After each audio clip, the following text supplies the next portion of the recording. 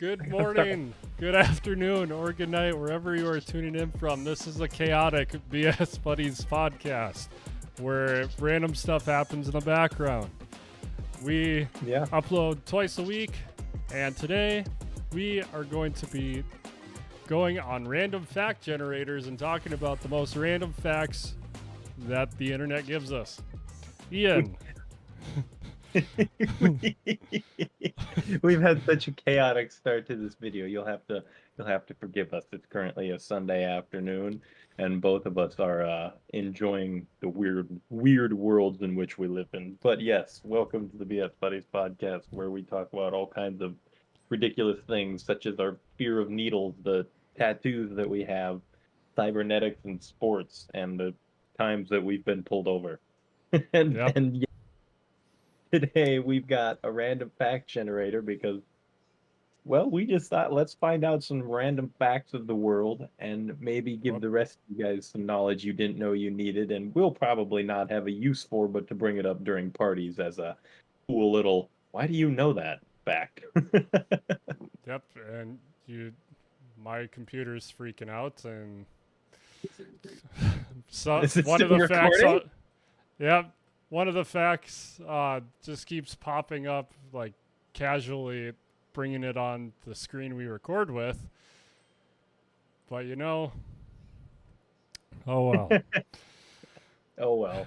Well, the whole reason that we decided to do this is because I went online and I found this fact generator, and one of the very first things that spit out that Joe and I were very confused about is that cockroaches can change their direction up to 25 times in a second.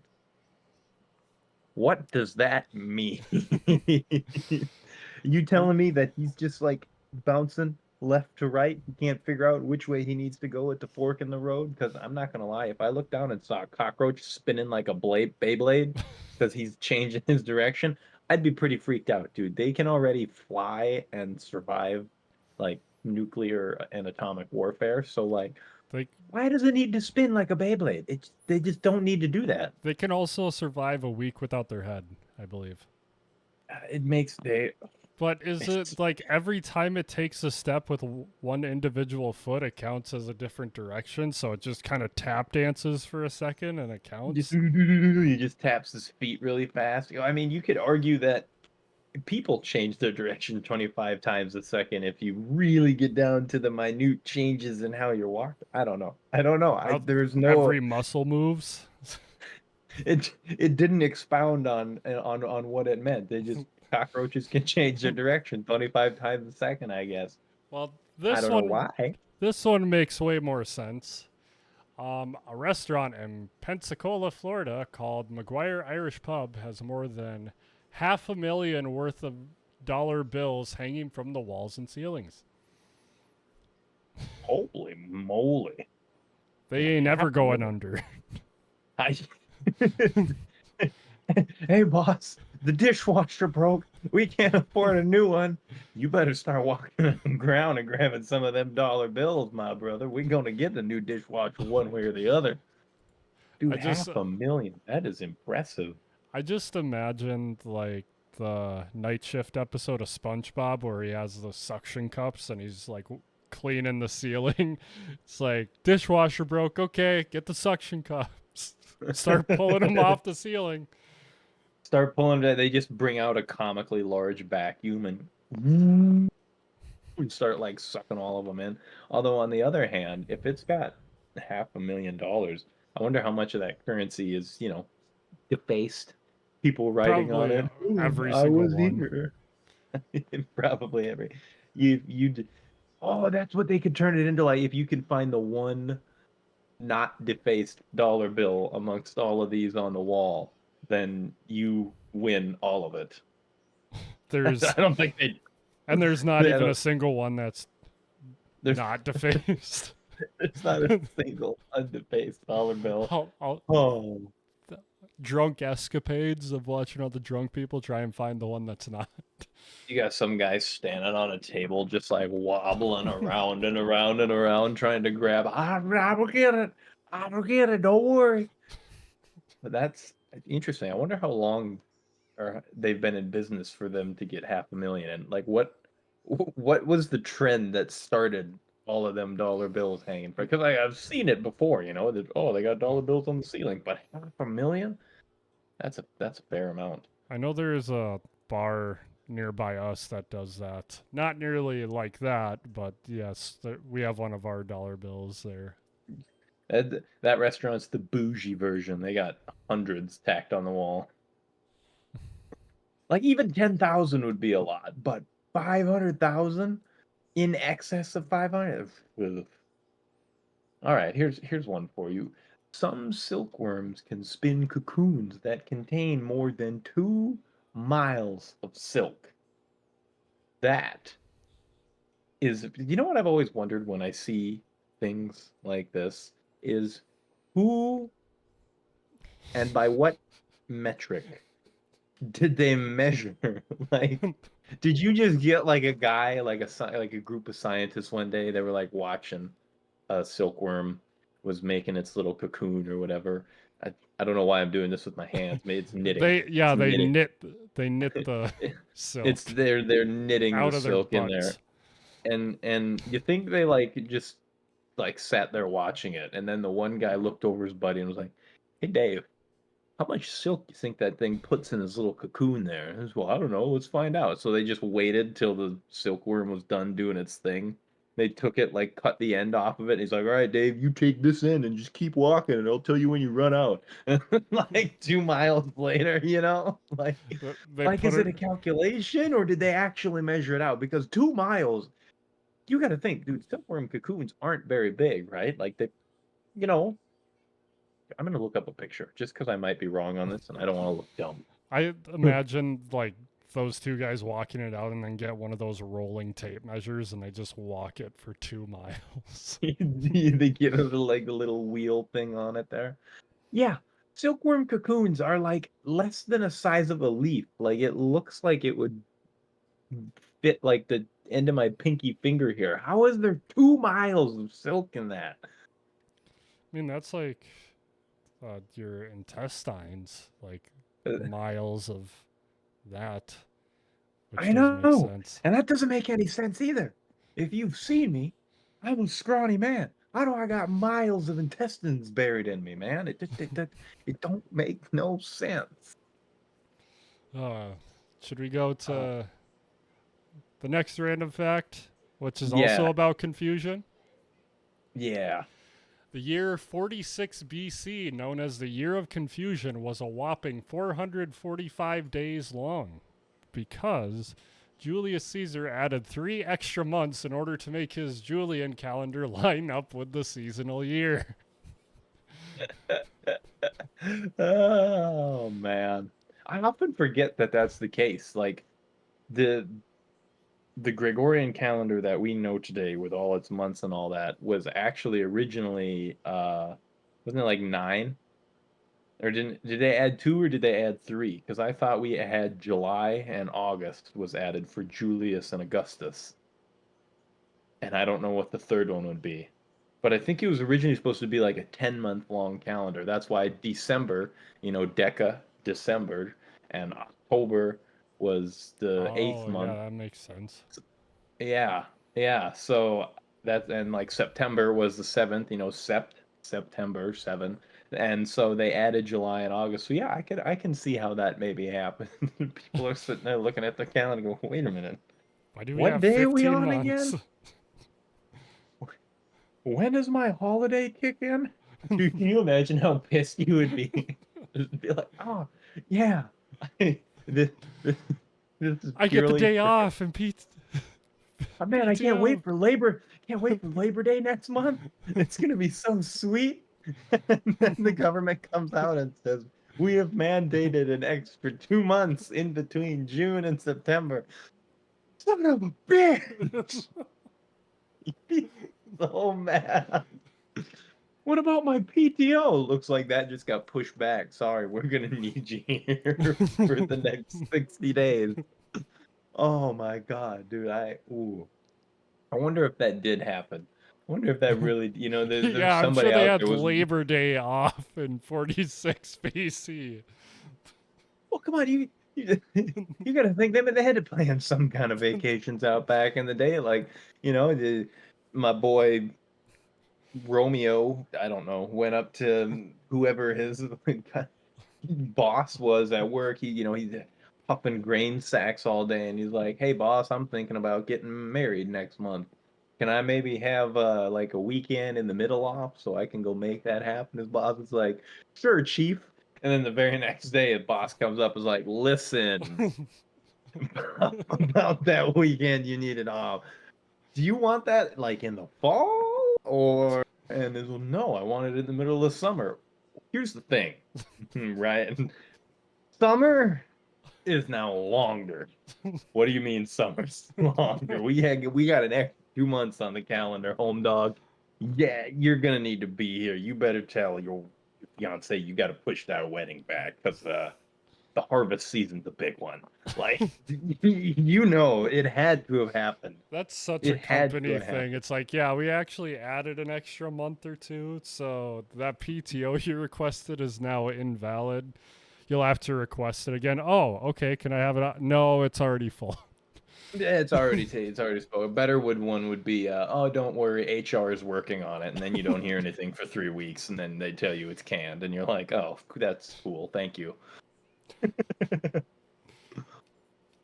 Oh, okay. Now here's one I don't know if this. I don't think this is true. During World War II, condoms were used to cover rifle barrels from being damaged by salt water as the soldiers swam to shore. Listen, here's the thing. You're not just covering the barrel. You have to cover the entire weapon because if any water gets in there, it's gonna rust.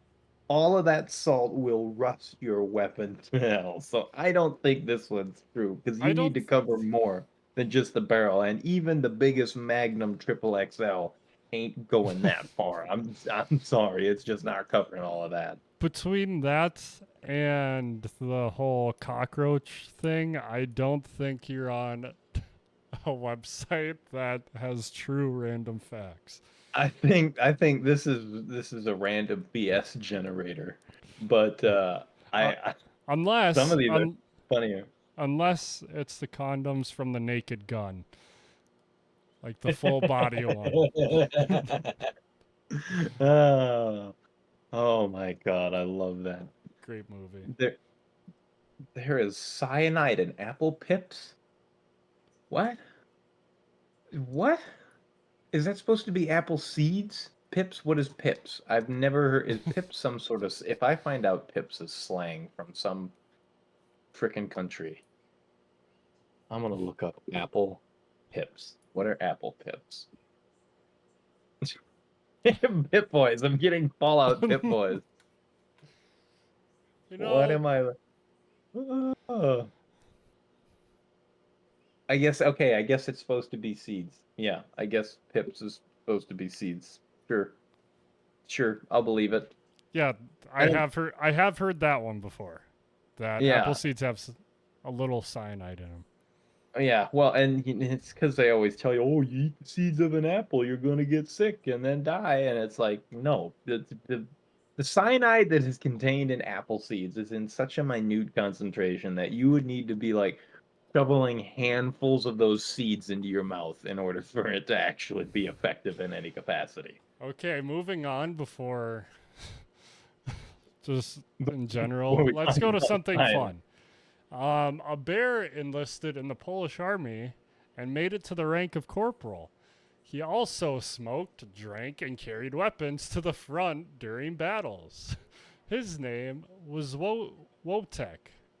Wojtek. Yeah, what I, it's Polish. I don't remember what the J sounds like in Polish, but yeah, Wojtek. We're gonna call him Wojtek. But yeah, that was a real one. He was actually this is kind of cool because you learn about this. He was an artillery bear. He was found as a cub. I think his mother had been killed or he had been abandoned or something, and so this unit found him. And as he grew up, they would train him to carry the artillery rounds from like the trucks to the guns because them rounds were heavy, and so yeah, they would train him on how to like grab and drag boxes and like hoist the shells, and they would feed him cigarettes and like liquor and stuff, and he was an artilleryman. The bear was a red leg, so he's part of the red legs community. Apparently, he got to live out the rest of his days in a zoo after the war, and the men from the unit would often come and visit him. So he got to have a happy ending. And I feel really bad, Joe, because the second after you said let's move on to something fun, I clicked the next fact, and it's someone gets divorced every 10 to 13 seconds. You're like, let's move on to something fun. And I was like, that's not fun. Well, someone So just got divorced. there goes another one. I'm gonna go to something that's sad, but also funny. It's a baseball fact, funnily enough. MLB catcher Harry Chitty was the first player to ever be traded for himself. How Harry- does that happen? Well, this is how it happens. He was traded from the Indians, which are now the Guardians, to the Mets for a player to be named later. Which, if you're unfamiliar, that's a normal thing. Like, usually you just throw in, like, cash considerations or a player to be named later so the team can kind of be like, oh, we'll take a prospect, but like we don't know who we really want, but we'll talk about it later and see. Yeah. Yeah. We'll be like, here's somebody you guys can have. We'll get back to you later about who we want and who you want to give. Yeah, you guys will get someone, but we'll just kind of talk about it when the time is right. Anyways, for a player to be named later, but after only 15 awful games, he was sent back to the Indians as the player to be named later. Oof. Ouch, man. You gotta really screw it up bad for the team you went to be like, yeah, no, get out of here. Go back to where you came from. Literally, get out of here. We don't want you anymore. Yeah, that's... Oh, that must have been a bit of it. It'd be even funnier if he went back to his other team and played phenomenally and took him to the championships. That'd be the biggest insult to injury for the other team, anyway. The banana. It'd be a Mets thing. Anyway. they Classic Mets. They could have Hololive night for the Mets like they did for the Dodgers. Did you see that, by the way? The Hololive night for the Dodgers. They brought out those VTubers. Yep, my buddy who's a Dodgers fan sent the video to me, and apparently there was like a 70-year-old that was super confused, but then the Dodgers came back and won that game, so he bought merch. Dude, there were so many memes that spawned from that that were making me laugh. I wish I'd saved some of them. One of them was you know that movie that Willem Dafoe is in about like he's in the lighthouse or whatever? Spider-Man. Yeah. No, there's like one he was in recently where he's like a lighthouse tender or something like that. Anyways, there's a meme image that spawned from it, and it's him looking up with the terrified face, just. And one of the memes that I saw about it was your boomer uncle 6 beers deep at the Dodgers game watching an animated child sing "Take Me Out to the Ball Game." Oh man. Anyways, let's move on from that, whatever that was that night. Well, here you go. The banana was officially introduced in 1876 in the U.S. at the Philadelphia Centennial Exhibition. Bananas were wrapped in tinfoil and were sold for 10 cents each. That'd be pretty cool. That'd be That's really pretty cool. Expensive, honestly. For a pound of bananas is like $1 today. They were pretty bougie back in the day, man. That's one thing that like is almost a little disappointing in today's day and age. Like everything's super hyper connected, right? Like save for some uncontacted tribes around the world, pretty much any major economy that has infrastructure can be connected to almost any other part of the world. I mean, that's why we're able to have like fruit year round, right? Like Yeah. even in the winter season here in Minnesota. So part of me is a little sad that we don't get to live in a time like imagine this, right? It's 1876, you're rolling up with your family to the Philadelphia Centennial Exhibition. You're like, all right, let's see what all kind of newfound gadgets the scientists are making, and there's all the pretty buildings and all this, and you're just like walking down the street, and there's like some dude standing on the corner, get your bananas here, get them here fresh, coming straight from South America, get your bananas here, and you're like, banana? What the hell's a banana?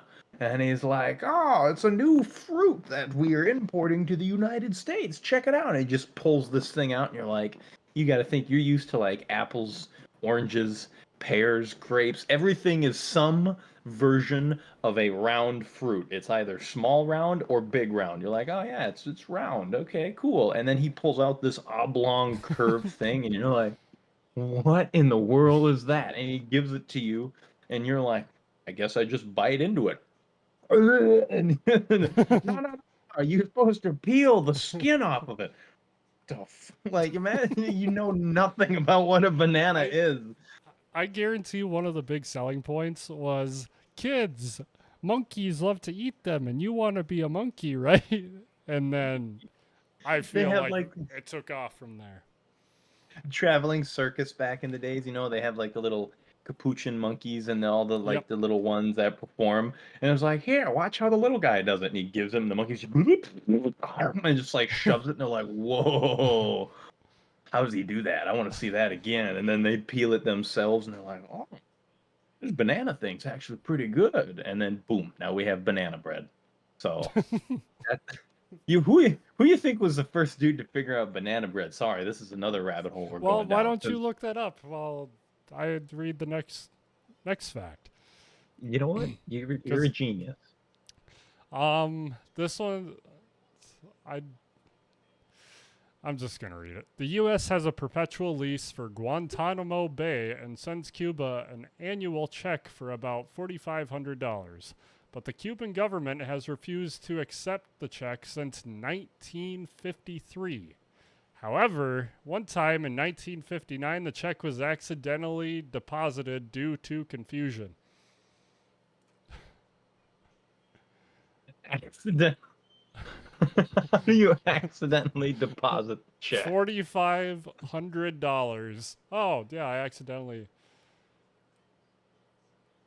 And I mean, to be honest, like it's wonderful that they are refusing the check, and very honorable that we continue to send the check. But like, if we're leasing the land, then I mean, technically they have a right to just deposit and cash them checks whenever they want. Like that's part of the agreement. We're paying for it, and that's yeah, but accidentally deposited. You know what? Good on the Cubans. Good on them. Um, I, This is not giving me any history on banana bread. Sorry, Well, I'm while you talking keep out. while you keep looking that up, another baseball quote or fact came up, and this has only happened one time, and it's the most rare thing you can do in a baseball game.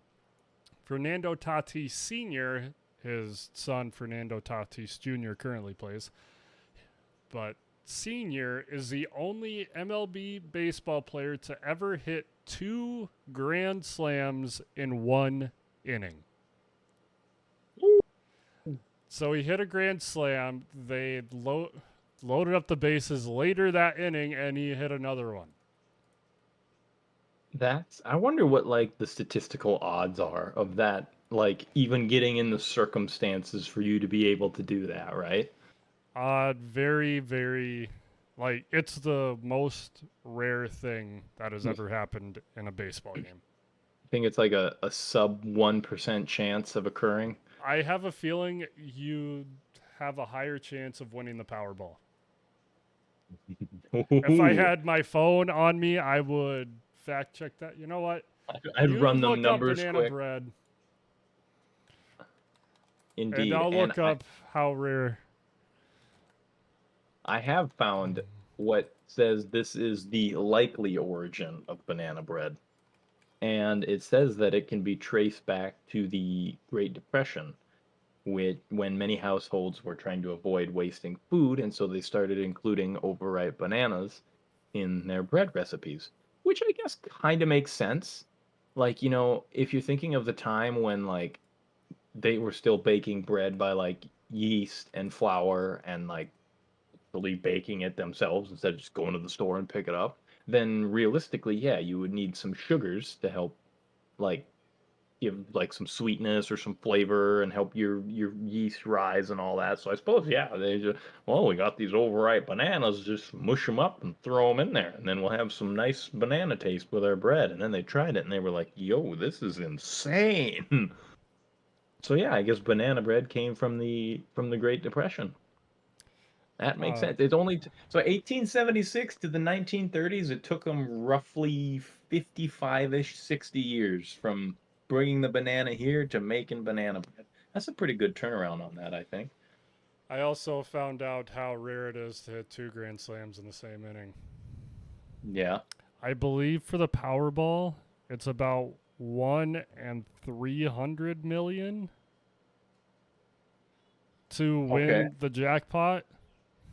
Do you want to take a guess how rare it is to hit 2 grand slams in one inning?